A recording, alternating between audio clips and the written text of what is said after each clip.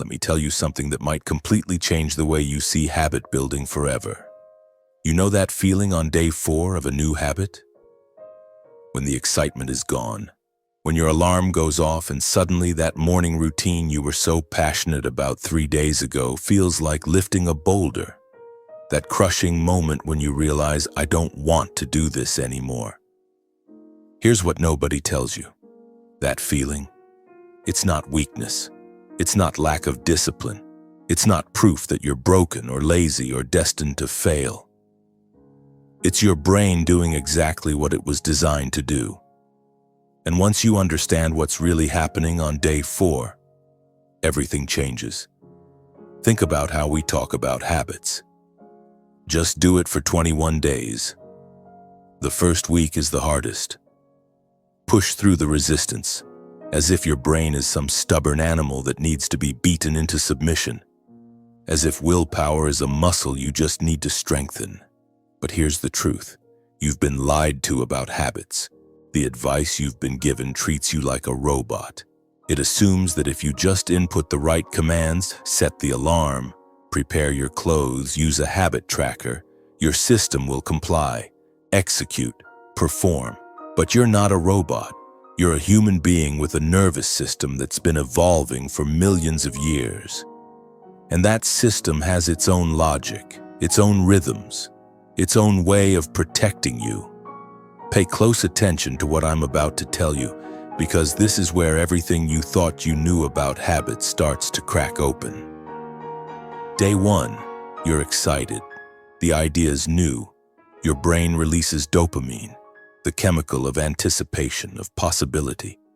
You can already see the version of yourself who meditates every morning, who writes every day, who exercises without fail. Day 2, still good. You're proving to yourself that you can do this. Day 3, you notice it's a bit harder, but you push through. And then comes day 4. Day 4 is when your brain runs the calculation. It looks at the effort you're expending. It looks at the immediate reward and it comes back with a report. This isn't worth it. We're not seeing enough return. We're wasting energy on something that hasn't proven its value. Your brain is trying to save you from what it perceives as a bad investment. Now here's what's actually happening inside your head. And this is the part that changes everything. Think of your brain as an ancient survival machine. For hundreds of thousands of years, it evolved to answer one question above all others. Is this worth the energy? Energy was precious, food was uncertain, every calorie burned had to justify itself with survival value. So your brain became brilliant at one thing: pattern recognition. If something didn't show clear benefits quickly, abandon it. Move on. Conserve energy for what matters. This is why you can remember where you parked your car after one time if there was emotion attached. Maybe you almost got hit crossing the street. Your brain said, important, high stakes, remember this. But a new habit? On day 4, it hasn't proven itself yet. There's no emotional charge, no immediate survival benefit. Your brain scans for the reward and finds, what? The vague promise of future fitness? The distant dream of being a writer? Not enough, not concrete, not now. And so the resistance arrives, not as punishment, as protection. Here's the trick that no one teaches you. The day 4 phenomenon isn't a wall you need to break through with more willpower. It's a threshold you need to understand and work with. Imagine your brain as a garden. You can't force a seed to grow faster by yelling at it. You can't shame a plant into blooming. But you can create the conditions where growth becomes natural. Listen to me carefully. The reason most habit advice fails is because it's trying to override your nature instead of working with it. Just be disciplined. Just push through. Just ignore the resistance. This is like telling someone to just ignore hunger, to just override fatigue. You might do it for a day, maybe 3, but eventually your body's wisdom wins. Because it has to. It's designed to win. So what do you do instead? You stop fighting day 4, and you start designing for it. Think about how children learn. A child doesn't learn to walk through discipline. They learn because falling and getting back up is inherently interesting. Because the feedback is immediate. Because there's joy in the discovery of balance. The human brain doesn't resist all effort. It resists meaningless effort, disconnected effort, effort that feels like pushing a plane with your hands when you could be flying it. You need to make day 4 make sense to your ancient brain, not with willpower, with meaning, with connection, with immediate tangible feedback that says, yes, this matters, this is working. And here's the beautiful part. When you understand this, you stop trying to build habits through force. You start building them through intelligence. You don't need more discipline, you need more strategy. You don't need to be stronger, you need to be smarter about how you engage with your own nature. Now let me take you deeper, because this isn't just about habits. This is about how you've been taught to relate to yourself. Most productivity advice treats you like an employee of your own life. Like you need to manage yourself, control yourself, force yourself into compliance. But what if you're not the manager?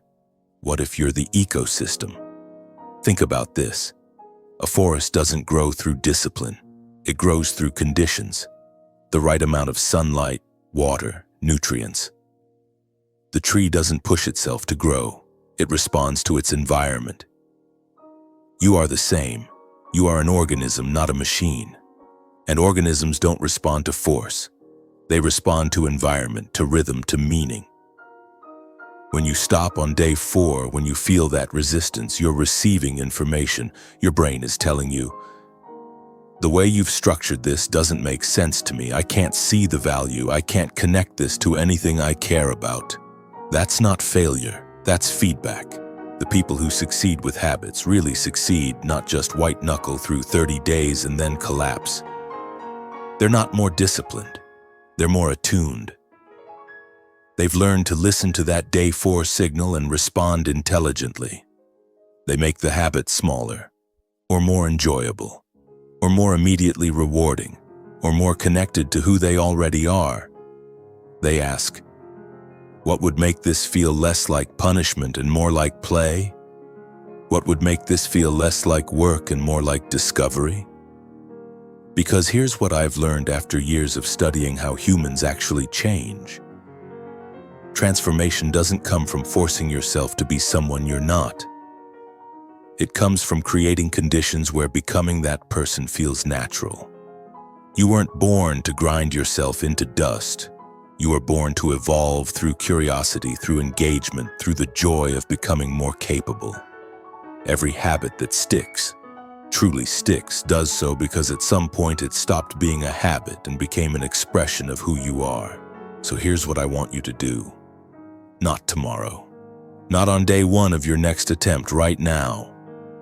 Think about the last habit you tried to build that died on day 4 or day 5. Maybe it was exercise, maybe it was meditation, maybe it was writing or reading or eating better. Don't judge yourself for stopping. Don't add that to the pile of evidence that you're broken. Instead, ask, what was my brain trying to tell me? What feedback was I ignoring? Was the habit too big? Too disconnected from immediate pleasure? Too far removed from anything I actually cared about in the moment? Because once you start seeing day 4 not as failure but as information, you become a scientist of your own transformation. You stop trying the same approach harder and start trying different approaches smarter. You test. What if I made this 5 minutes instead of 30? What if I paired this with something I already love? What if I tracked a different metric, not perfection, but curiosity? And slowly you start building habits that don't require heroic willpower, because they're aligned with how you actually work, with the rhythms of your actual nervous system, with the ancient, beautiful logic of the human brain. This is what I want for you. Not to be more disciplined, but to be more free. Free from the lie that you need to wage war against yourself to grow. So I have a question for you, and I want you to write this in the comments below. Just one sentence. The last habit I gave up on was, and what day 4 was trying to tell me was, be honest, be specific. Let's figure this out together. And if this video changed something for you, if it made you see day 4 differently, hit that subscribe button and turn on notifications. Because we're just getting started on understanding how humans actually thrive. Give this video a like if it resonated with you. Remember, you're not broken, you're a complex, brilliant organism that's been trying to tell you something. And today, maybe for the first time, you started listening. I'll see you in the next one.